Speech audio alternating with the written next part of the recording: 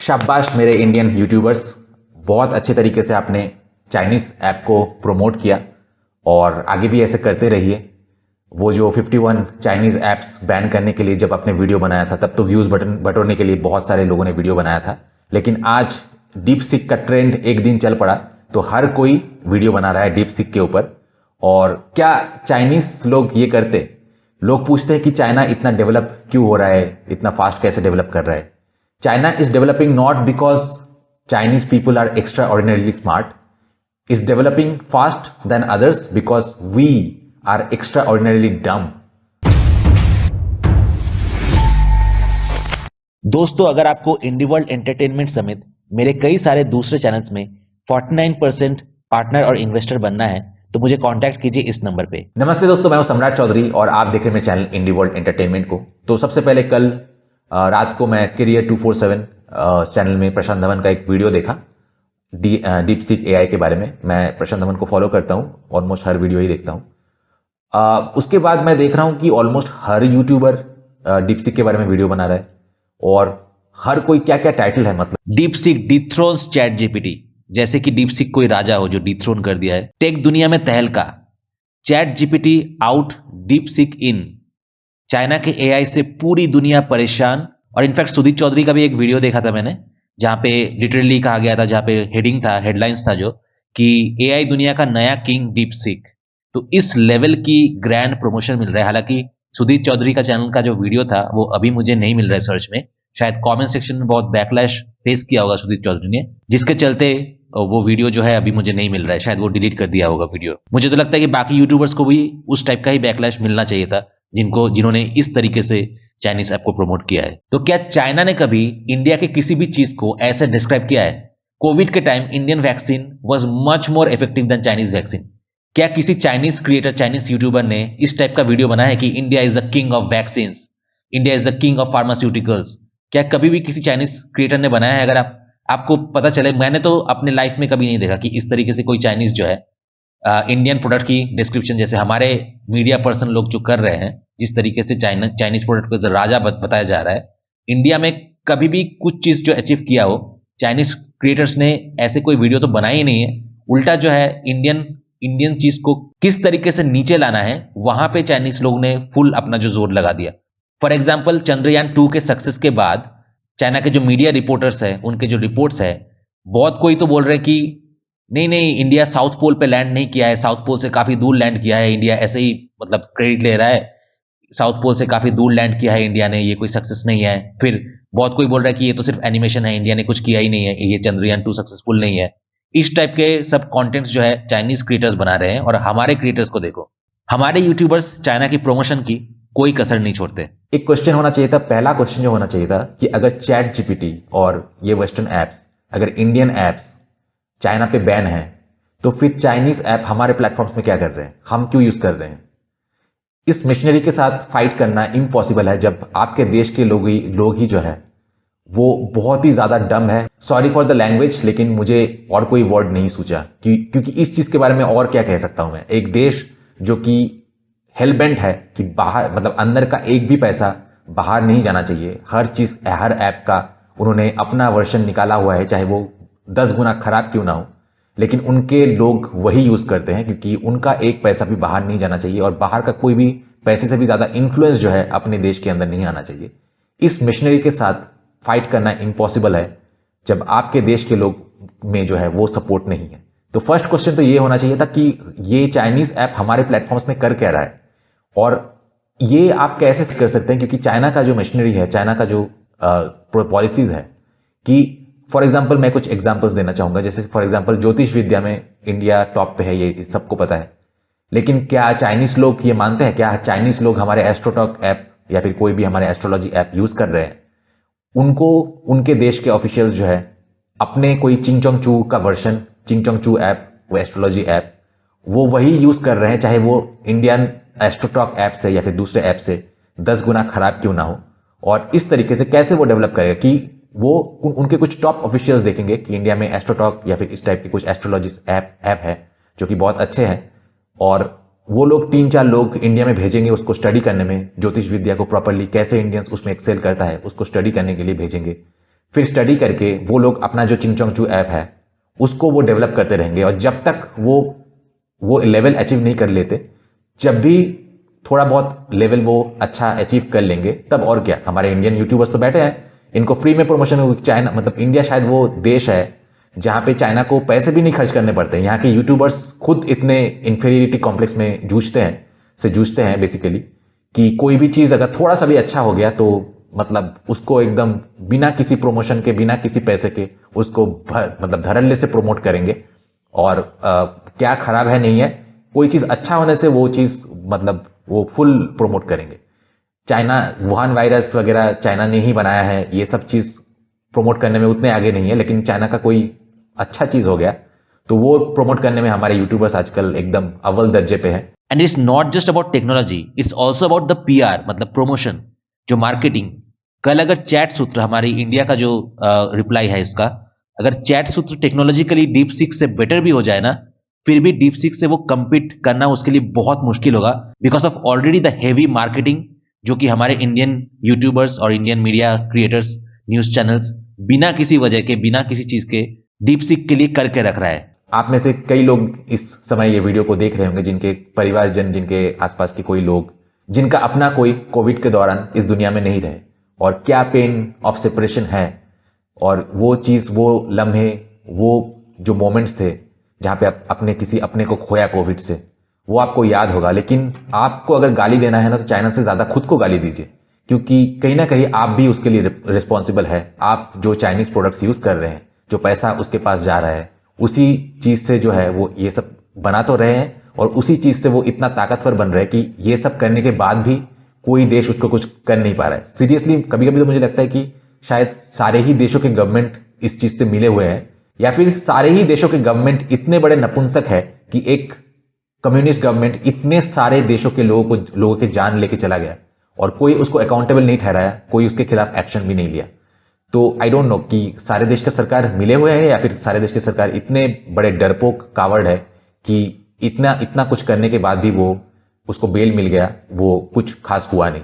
अब कुछ लोग बोलेंगे कि इंडिया को भी कम्पिटिटिव होना चाहिए, इंडिया को भी वर्ल्ड कोई ऐप, ऐसा कोई ऐप निकालना चाहिए, ऐसा कोई ऐप बनाना चाहिए कि जो कि वर्ल्ड लेवल पे अपना नाम करे, कंपीट करे। अरे भाई कैसे करेगा? कोई भी चीज डेवलप करने के लिए पैसे की जरूरत होती है। आज यूएसए को बहुत कोई पहले जो है मदर ऑफ इन्वेंशन बोलता था, और आज चाइना भी बहुत कुछ इन्वेंट कर रहा है। तो मदर ऑफ इन्वेंशन ऐसा नहीं है कि वो इंडिया से काफी ज्यादा बड़े बड़े ब्रेन्स जो है वहां पे बैठे हुए हैं। इनफैक्ट बहुत सारे साइंटिस्ट तो इंडिया से ही है। तो ऐसा नहीं है कि उनका जो आईक्यू है हमसे डबल है, हमारा कम है, बिल्कुल भी नहीं है। लेकिन वहां पे बहुत सारे इन्वेंशन होते हैं क्योंकि वो R&D में बहुत ज्यादा खर्च करते हैं, रिसर्च एंड डेवलपमेंट में।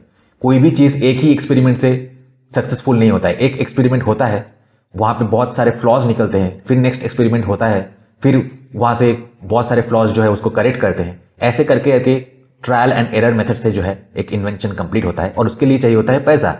तो वो पैसा तो आपके अब दे नहीं रहे हैं। अब चैट सूत्र के पास तो पैसा जा नहीं रहा है। आप जाके वहां पे डीप सीक, चैट जीपीटी, इनके सब्सक्रिप्शन ले रहे हैं, पैसे उनके पास जा रहे हैं, पैसे और सपोर्ट उनके पास जा रहा है। तो वही डेवलप करेंगे, जाहिर सी बात है, क्योंकि जिसके पास पैसा होगा वही ज्यादा रिसर्च एंड डेवलपमेंट कर पाएगा, फिर वही खर्च करेगा। और डीप सीक भी तो एक दिन में नहीं बना ना, डीप सीक तो एक दिन में चैट जीपीटी से बेटर नहीं बन गया। जब चाइना ने क्या किया कि चैट जीपीटी को अपने देश के अंदर बैन कर दिया, तो उनके देश के लोग, उनके देश के पैसे, भले ही वो डीप सीक जो है चैट जीपीटी से कई गुना खराब हो, लेकिन वो डीप सीक को ही यूज किया जा रहा है, जिसके लिए देश का जो पूरा पैसा है वो डीप सीक के पास ही जा रहा था, जिसके लिए वो ज्यादा एक्सपेरिमेंट कर पाया और इस तरीके से वो डेवलप कर पाया। तो how do you fight with machinery? जहां पे दूसरे देश का कोई भी अच्छा चीज हो, उनको अपने देश के अंदर आने नहीं देना है, लेकिन अपना कोई अच्छा चीज हो तो वो देश के अंदर। और हमारे तो यूट्यूबर्स जो है वो मतलब उनको चाइना को अलग से कुछ करने की जरूरत भी नहीं है। हमारे यूट्यूबर्स जो है खुद ही करने के लिए बैठे हुए हैं। तो कोई भी चीज अच्छा हो गया तो बस चाइना को बस इतना ही करना है कि कुछ चीज अच्छा बना देना है। बाकी प्रमोशन का जो काम है वो हम इंडियन यूट्यूबर्स जो है, दोगले यूट्यूबर्स, वो अपने कंधे पे ले लेंगे। क्योंकि जब चाइनीज ऐप 50 दोगला मैं क्यों बोल रहा हूँ, क्योंकि जब 51 चाइनीज ऐप बैन हुआ था तब ये लोग बहुत सारा व्यूज कमा रहे थे, ये यूट्यूबर्स, कि हाँ चलो इंडिया ने चाइनीज ऐप बैन कर दिया, हमारे सेफ्टी सिक्योरिटी को थ्रेट था। तो अभी क्या डीपसीक का जो ओनर है वो क्या संत है क्या?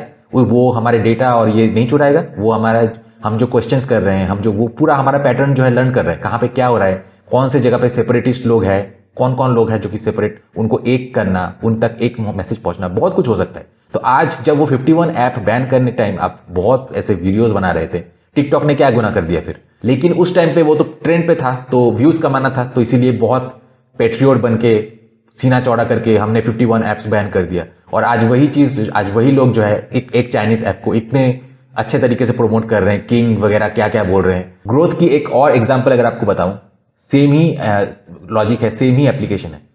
देखिए साउथ इंडस्ट्री एक टाइम पे था, किसने सोचा था कि एक रीजनल इंडस्ट्री पैन इंडिया पे इस तरीके से छा जाएगा? तो साउथ इंडियन फिल्म्स का सक्सेस का राज क्या है?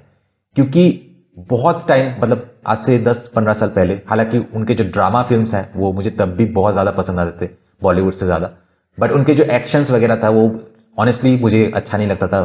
फिजिक्स डिफाइन जो है एक्शंस जो है, इलॉजिकल एक्शंस, वो अच्छे नहीं लगते थे मुझे। लेकिन उन्होंने अपने इंडस्ट्री को सपोर्ट किया, उन्होंने माना कि वो लोग कभी मानते ही नहीं थे कि बॉलीवुड हमसे बेटर है। वो लोग हमेशा थे हम में पोटेंशियल है, शायद आज हम बॉलीवुड से रिसोर्सेज के, बजट के मामले में कम है, लेकिन एक दिन ऐसा आएगा जब हम टॉप पे जाएंगे। तो उनको अपने जगह की, अपने देश के, अपने स्टेट के लोगों की सपोर्ट हासिल था, इसीलिए आज वो इस लेवल पे पहुंच पाए। तो एक देश की कोई ऐप या फिर देश की कोई भी चीज तभी डेवलप करते ही तब नहीं जब उसके देश के लोग उसके टॉप बनने के बाद उसे सपोर्ट करे, बल्कि जब वो कम में हो फिर भी अपने देश के प्रोडक्ट के हिसाब से जब कोई उसको सपोर्ट करे, फिर उसको पैसा मिलता है, जब वो पैसा रिसर्च एंड डेवलपमेंट में लगाता है, फिर वो डेवलप करते हैं। वही पॉलिसीज जो चाइना अपनाता है, तो उस तरीके से साउथ मूवीज भी एक तरीके से देखा जाए तो वही पॉलिसी से उसने ग्रो किया है। क्योंकि जब कम में भी था, जब उतना बजट नहीं था, जब बॉलीवुड जैसा पैन इंडियन इतना बड़ा ऑडियंस नहीं था, but they kept believing themselves कि once they will reach high position. और आज वो उस तरीके से सच में कन्वर्ट हुआ, और जो चीज एक्शन को, जिस चीज के लिए बहुत सारे लोग मजाक भी उड़ाते थे, उस एक्शन को ही एक ट्रेडमार्क बना लिया, उस एक्शन को एक सिग्नेचर बना लिया। और आज इस तरीके से टेक्निकली वो इतना अच्छा शूट करते हैं, तो आज वही एक यूएसपी बन गया है। क्योंकि एक, फॉर एग्जाम्पल, एक हीरो है जो कि 10 आदमियों से फाइट कर रहा है, तो चाहे वो जर्मन फिल्म हो, फ्रेंच फिल्म हो, अमेरिकन फिल्म हो, ऑलमोस्ट सेम ही तरीके से शूट करेंगे। लेकिन इंडिया में कुछ अलग देखने को मिलता है। बट हाँ, मुझे लगता है कि बैलेंस होना चाहिए, ज्यादा भी ओवर द टॉप होने से अच्छा नहीं लगता है। जैसे कि बाहुबली 1 का एक्शन मुझे बाहुबली 2 से ज्यादा बेटर लगता था, क्योंकि बाहुबली 1 का एक्शन जो था वो ज्यादा रियलिस्टिक था। और फिर देखिए आरआरआर भी जो आया, वो अमेरिका में इतना बड़ा सक्सेस था, वेस्ट में बहुत लोगों ने देखा, तो बहुत, हालांकि इंप्रूवमेंट की स्कोप अभी भी है। फॉर एग्जाम्पल, जो केज से जो जानवर निकलने की जो सीन थी, पहला जो टाइगर सीन था, वो टाइगर बहुत हाइपर रियलिस्टिक, बहुत अच्छा सीजीआई का काम था। लेकिन जहां पे वो केज से जानवर निकल के आते हैं, वहां पे बहुत जगह पे पुअर सीजीआई दिख रहा था। लेकिन अभी भी वही है कि हम टॉप पे नहीं पहुंचे हैं, बट अभी भी अगर हम फॉर एग्जांपल सपोर्ट करते हैं कि चलो आज हमारे सीजीआई जो है उस, फिर भी अमेरिका में इतना नाम कमाया, तो ये एक प्रोसेस है। लेकिन अगर हम इस लेवल में, अगर हम छोड़ देंगे नहीं नहीं आरआरआर में ये सीजीआई खराब, इससे अच्छे सीजीआई तो हमें हॉलीवुड में मिल जाता है, हम तो हॉलीवुड ही देखेंगे, अगर हमारा ये मेंटेलिटी रहेगा तो we can never surpass Hollywood. लेकिन अगर हमारा मेंटेलिटी रहेगा कि चलो कुछ जगह में सीजीआई खराब है, लेकिन ओवरऑल एक अच्छा मूवी था और हम में हॉलीवुड से ज्यादा पोटेंशियल है, we can make better than them, but we have to keep supporting. तभी जब हम सपोर्ट करेंगे इस तरीके से, वो धीरे धीरे, हालांकि अब टॉप लेवल पे नहीं है, लेकिन हमारे सपोर्ट से वो और भी ज्यादा बेटर देने की कोशिश करेंगे, और इस तरीके से वो टॉप में रीच करता है। लेकिन यही जो है चाइना करते आ रहा है, लेकिन हम नहीं कर पा रहे। हमारे यहाँ के और भी बहुत सारे ऑडियंस है जो कि हर चीज, मतलब हॉलीवुड है मतलब बाहर का चीज है, चाइनीज है मतलब बेटा, आजकल तो चाइनीज का ट्रेंड चल रहा है। वो लोग, देखिए बैलेंस रिव्यू का मैं कभी भी विरोध नहीं करता हूं। अगर कोई बोलता है कि चलो मैं अगर जाता हूं चाइना में, तो यही बोलूंगा कि देखो इंडिया में एक से एक लग्जरियस ट्रेन है, द गोल्डन चैरियट से लेके ऐसे बहुत सारे, जिनको लग्जरी के लिए पूरे वर्ल्ड में टॉप अवार्ड मिल चुका है और प्राइजेस मिल चुका है, और उसके लग्जरी में तो इंडियन ट्रेन का जो है कोई काउंटर पार्टी नहीं है। लेकिन हाँ, हाई स्पीड ट्रेन की अगर बात करें तो चाइना ने काफी डेवलप किया है, और हमें कैचअप करना है और इस चीज में। लेकिन हमें अपना स्ट्रेंथ को जो है उस तरीके से खुद के स्ट्रेंथ को बेसिकली एक्सेल करना है। तो ये एक बैलेंस्ड रिव्यू है। चलो हमने जो चीज अच्छा है वो अच्छा भी बोला, लेकिन हमारे जो यूट्यूबर्स है, चाइना हमसे 1000 साल आगे है, हम क्या, हम 1000 साल पीछे रह गए, ये रह गए, और ये जब तक केओस है तब तक कुछ डेवलप नहीं हो सकता। तो हर चीज डेवलप तब हो सकता है इंडिया के मशीनरी में, क्योंकि हम चाइना जैसे मतलब एक बंद कुएं में नहीं है, वहां पे हम इंडियन चीज को सपोर्ट करें और उसको रिस्पेक्ट करें। फॉर एग्जाम्पल, मेरे कई सारे फ्रेंड्स जो है बोलते हैं, चाहे कुछ रशियन फ्रेंड्स भी हो या फिर बाहर के जो बहुत सारे फॉरेनर फ्रेंड्स भी है, फ्रेंड्स तो नहीं, चलो वो एक्वेंटेंस, ऐसे लोग तो मेरे फ्रेंड्स भी नहीं हो सकते। तो वो लोग बोलते हैं इंडिया तो बहुत डर्टी है, ये है। मैं बोलता हूँ कि अरे भाई, डर्टी, हाँ मानता हूँ कि बहुत सारे जगह में हमारे डर्टी है, बट तुम्हारे तो कल्चर में ही डर्टीनेस है। तुम्हारे तो कल्चर, तुम्हारे तो, हमारे घर के बाहर डर्टीनेस है, तुम्हारे घर के अंदर है। घर के अंदर तुम लोग एक बीवी होते हुए 10 गर्लफ्रेंड्स के साथ घूम रहे हो और एक बोल नहीं रहे हो। चलो बोल, इनकी ये मेंटेलिटी है, कुछ कुछ लोग आ जाएंगे, उनकी तो ये मेंटेलिटी है। मेंटेलिटी मैं मान सकता हूं जब वो चीटिंग नहीं कर रहे हो, जो बोल रहे हैं कि देखो मेरा यही कल्चर है कि हम 10 लड़कियों के साथ घूमते हैं शादी होने के बाद भी, तो हमारा कल्चर ही यही है। बट वो छुपा के फिर 10 गर्लफ्रेंड के साथ घूम रहे हैं, और बीवी जो है 10 बॉयफ्रेंड के साथ घूम रहे हैं छुपा छुपा के। फिर जब चीटिंग के बारे में पता चलता है तो obviously one of them is heart broken. तो ये कौन सा कल्चर है? तो तुम्हारे हमारे घर के बाहर गंदगी है कुछ कुछ जगह में। हालांकि नॉर्थ ईस्ट वगैरह में देखेंगे तो आप, मतलब मैं तो अभी तो मैं प्राउडली फ्लॉन्ट करता हूँ, उस टाइम पे मुझे नॉर्थ ईस्ट वगैरह का पता नहीं था, और अभी तो मैं प्राउडली फ्लॉन्ट करता हूँ कि भाई हमारे नॉर्थ ईस्ट में देखो कितना साफ है, और लोग भी कितने खूबसूरत है, तो और मेंटेलिटी भी कितने अच्छे हैं, और इसीलिए मैंने नॉर्थ ईस्ट को अपने प्रोजेक्ट के लिए चुना। तो आप सोच रहे होंगे कि डीपसीक के वीडियो में मैं साउथ इंडियन फिल्म्स और नॉर्थ ईस्ट को क्यों जोड़ रहा हूं, क्योंकि तीनों चीजों में एक चीज कॉमन है, वो है unwavering support for their own products, culture, language etcetera. अब मैं साउथ इंडिया कभी गया नहीं हूं, बट मुझे इतना तो पता है कि वहां के जो लोग हैं, साउथ इंडिया के लोग ह्यूज, मतलब ब्लाइंडली सपोर्ट करते हैं अपने मीडिया प्रोडक्ट्स को, for example films, music etcetera. लेकिन अपने जगह के ऐप को, अपने जगह के फिजिकल प्रोडक्ट्स को वो कितना सपोर्ट करते हैं ये मुझे नहीं पता। लेकिन नॉर्थ ईस्ट में मुझे काफी एक्सपीरियंस है, मैं नॉर्थ ईस्ट में काफी जगह घुमा हूं। तो नॉर्थ ईस्ट में तो मैंने देखा है कि आप चाहे अगर फिजिकल प्रोडक्ट, मतलब मीडिया प्रोडक्ट्स तो है भी, मीडिया प्रोडक्ट्स तो है ही, साथ में फिजिकल प्रोडक्ट्स का भी अगर आप एक प्रोडक्ट रखे नॉर्थ ईस्ट लोगों के सामने, जो कि जिन्होंने फॉर एग्जांपल ट्राइबल ने अपने हाथों से कुछ प्रोडक्ट बनाया हो, और उनके सामने अगर आप कोई फैंसी अमेरिकन या फिर चाइनीज प्रोडक्ट्स रख दे, जो कि उसका जिसका अगर कीमत आधा भी हो, तो भी वो अपने ट्राइबल के हाथों से बनाया गया वो प्रोडक्ट ही खरीदेंगे और वही प्रेफर करेंगे। And India as a whole needs that kind of mentality to be able to compete with China. अभी देखिए फॉर एग्जाम्पल एक गाने का ही बात करूं मैं, तो एक गाना, एक बोरो सॉन्ग्स, मतलब असमीज और बोरो कुछ गाने गाए थे, और हिंदी के साथ वो मिक्स करके मैंने एक जैसे कि मैशअप बनाया था। तो उस टाइम पे मेरे चैनल में ज़्यादा सब्सक्राइबर्स भी नहीं था, अराउंड 500 से 600 सब्सक्राइबर्स थे, और एक ही सॉन्ग में ऑलमोस्ट देखिए अभी वो 3.4 मिलियन व्यूज है।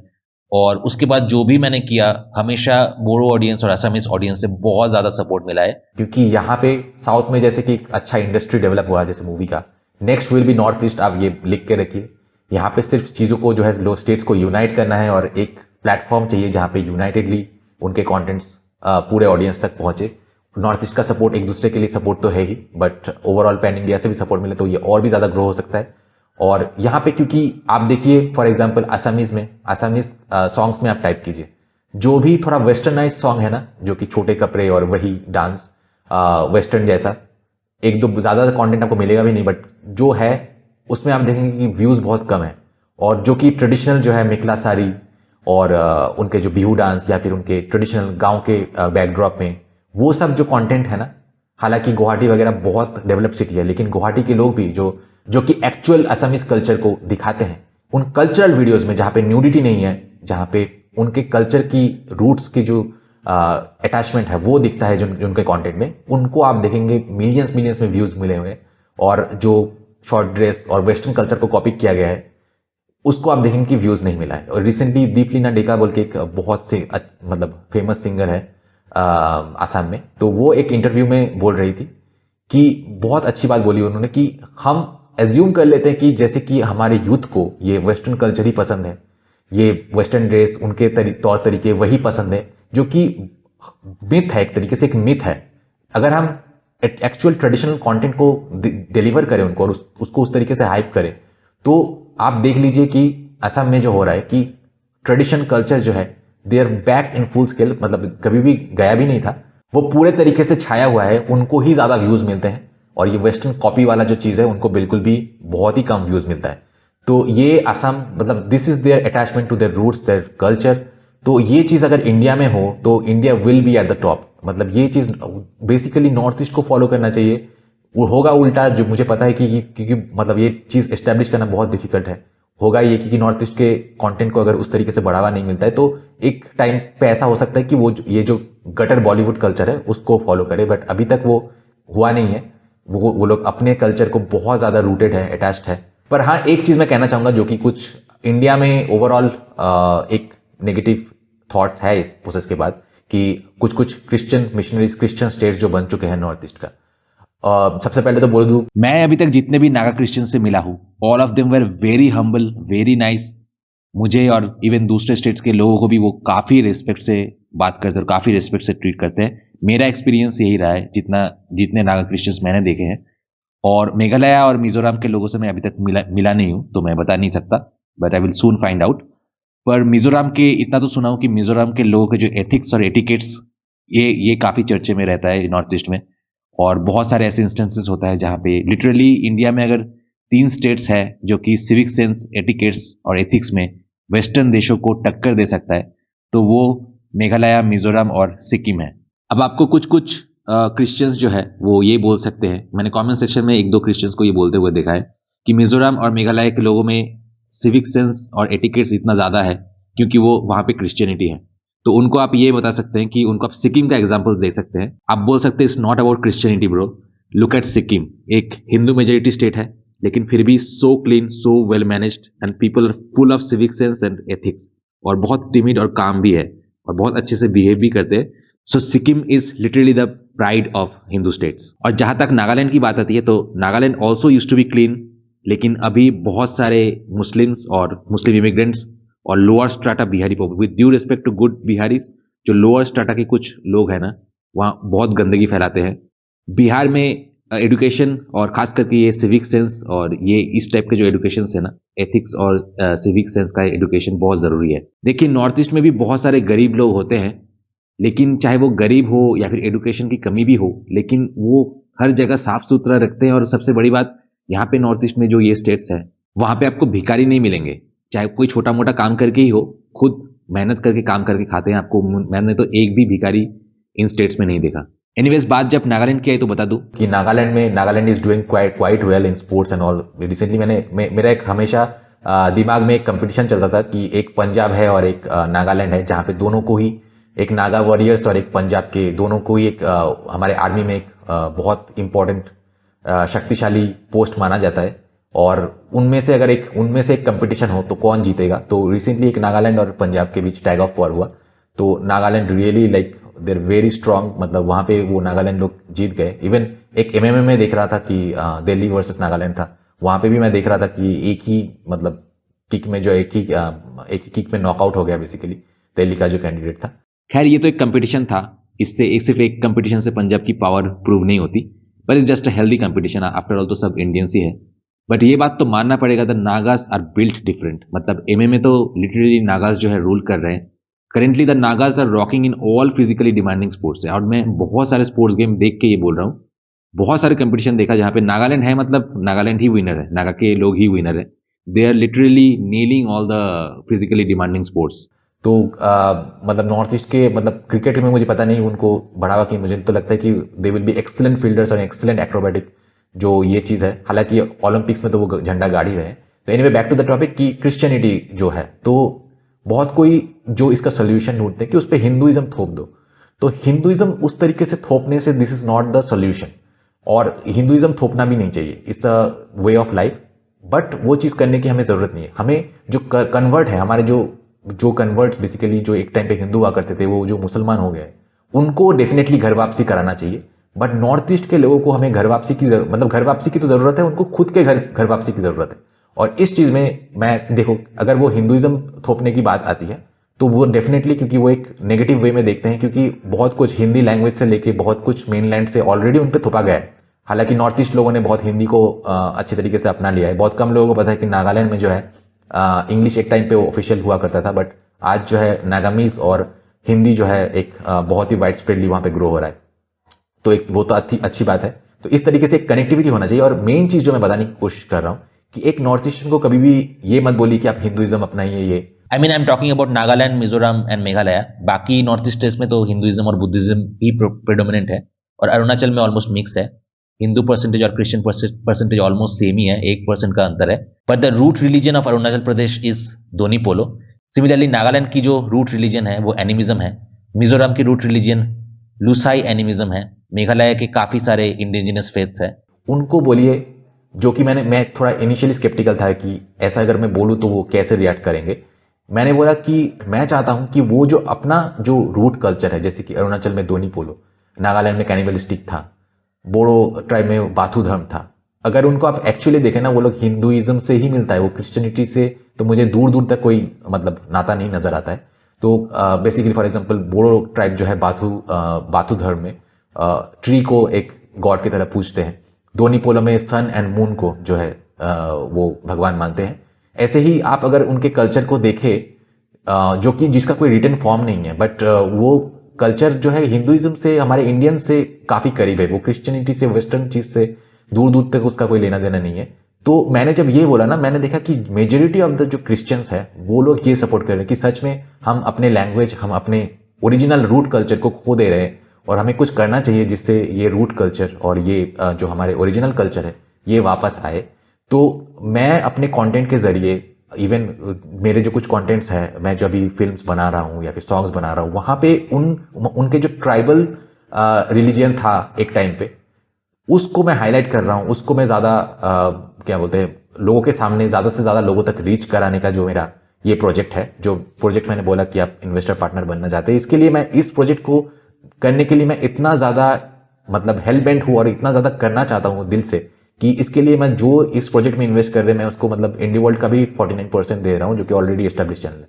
जनरली कोई नहीं देता नहीं है, बट मुझे वो काम करना ही करना है, क्योंकि ये if we don't do it we are losing a golden opportunity. Even Nagaland के जो मिनिस्टर है, उन्होंने भी कहा कि बेसिकली नागालैंड, ये जो नागा ट्राइब्स है और ये जो ट्राइबल कल्चर है, they are almost at the मतलब एंडेंजर्ड है, बेसिकली एक्सटिंक्ट होने वाला है। तो उस चीज़ को प्रिजर्व करना बहुत ज़्यादा ज़रूरी है।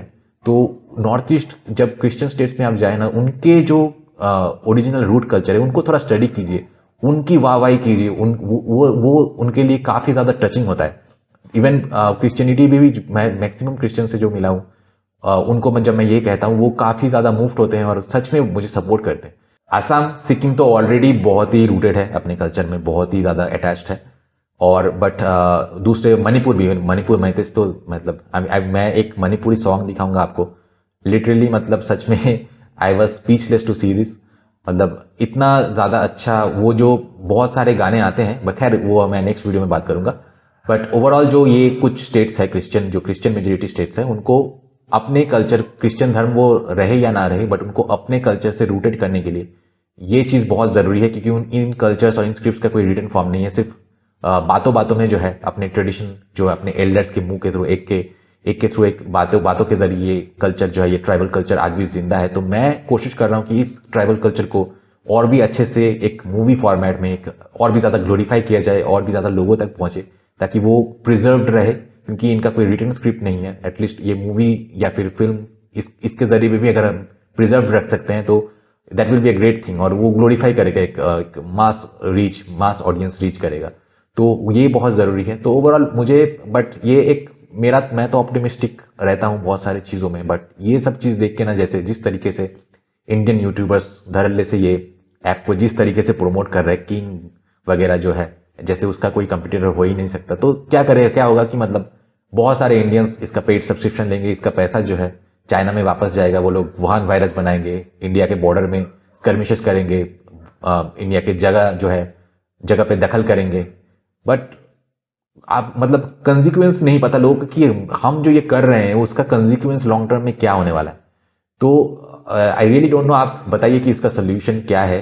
क्या ऐसे चाइनीज ऐप को इस तरीके से इंडिया में प्रमोट करना चाहिए, जबकि वो हमारे ऐप या फिर कोई भी बाहर के ऐप जो है अपने देश में तो इस तरीके से कभी भी प्रमोट नहीं करता। कभी भी मैंने ऐसे वीडियो, उनके इतने सालों से मैं चाइनीज मीडिया को फॉलो कर रहा हूँ, कभी भी मैंने नहीं देखा कि वो इस तरीके से चाइना के इंडिया के किसी प्रोडक्ट को, चाहे वो 1000 गुना बेटर, फार्मास्यूटिकल्स जो है, आईटी इंडस्ट्री में भी इंडिया काफी ज्यादा आगे है, डायमंड पॉलिशिंग में इंडिया आगे था, लेकिन वो लोग क्या कर रहे हैं अपने देश में, बस इंडिया जो चीज इंडिया में अच्छा है, कुछ कुछ लोगों को भेज के वो चीज स्टडी करा के अपने देश में उसका एक काउंटर पार्ट बना के फिर उसको बेटर करने की कोशिश कर रहे हैं। और जब बेटर होगा तब ऑब्वियसली फिर ये लोग यूट्यूबर्स आ जाएंगे बोलने की, हाँ देखो डायमंड कटिंग में भी चाइना ने हमको पीछे छोड़ दिया, स्टील मैन्युफैक्चरिंग में भी चाइना ने हमको पीछे छोड़ दिया, यही बोलने आएंगे फिर। बट ओवरऑल तुम्हारे एक्शन से ही वो चीज़ पॉसिबल हो पा रहा है। अगर हम इंडिया में भी वो चीज़ करें तो इंडिया में भी बहुत सारा चीज़ जो है वर्ल्ड लेवल का निकल सकता है। तो एनीवे वीडियो आज यहीं पे खत्म करूंगा, मिलते हैं आपसे नेक्स्ट वीडियो में। Till then good bye.